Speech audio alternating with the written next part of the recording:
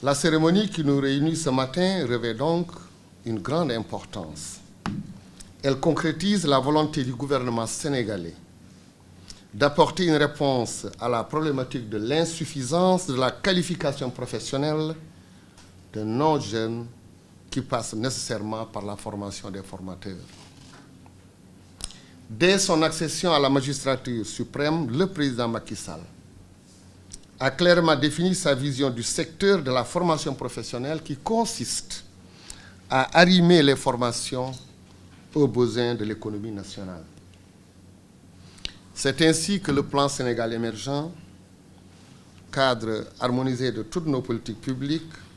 et traduisant son ambition de mener notre pays à l'émergence à l'horizon 2035, a consacré la formation professionnelle technique comme un levier important pour promouvoir le développement des compétences des jeunes et surtout leur employabilité, condition nécessaire à l'atteinte des objectifs du PSE. Dans ce contexte que le gouvernement du Japon, à travers la JICA, nous apporte un soutien inestimable permettant d'organiser chaque année, ici à Dakar, des séminaires de perfectionnement de formateurs en pays tiers au profit de 24 formateurs provenant des pays africains. La pertinence des thèmes de formation retenus cette année,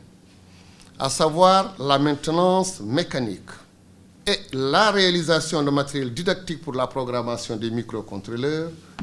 me permet de partager et également d'envisager d'un développement accru de compétences de nos apprenants respectifs. En effet, nous pouvons tous noter que la réalisation de matériel didactique constitue un défi majeur pour relever dans nos structures de formation professionnelle technique qui font face à un déficit de matériel et équipement indispensable à l'atteinte des objectifs et des projets de formation.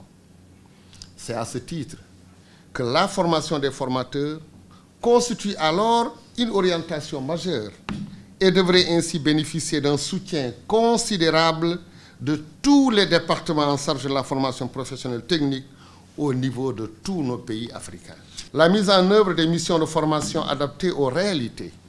et besoins des pays africains, la réduction du coût de l'opération avec sa délocalisation en terre sénégalaise, la mise en valeur de l'expertise africaine et enfin le transfert de technologies nord-sud s'explique et explique toute l'opportunité de la pertinence de ce programme de formation. C'est fort de cela que les pays africains concernés, et principalement le nôtre, se réjouissent de cette nouvelle phase de coopération, car le CFPT est au service de toute la sous-région. Je voudrais saluer la qualité du partenariat que le CFPT a su développer avec les différentes entreprises locales,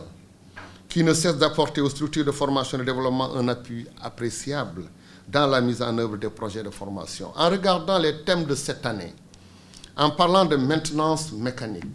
je crois qu'il est important aussi d'associer nos collectivités locales qui ont des demandes pressantes, diversifiées, dans la maintenance des ouvrages, que ce soit au niveau de nos forages, que ce soit au niveau même de tout ce qui est machinisme agricole. Je crois que c'est important de les associer parce que nous formons pour eux, nous formons pour la société sénégalaise, nous qualifions, nous développons des compétences nouvelles pour répondre à des besoins, pour pouvoir arrimer nos formations au développement économique et social de notre pays.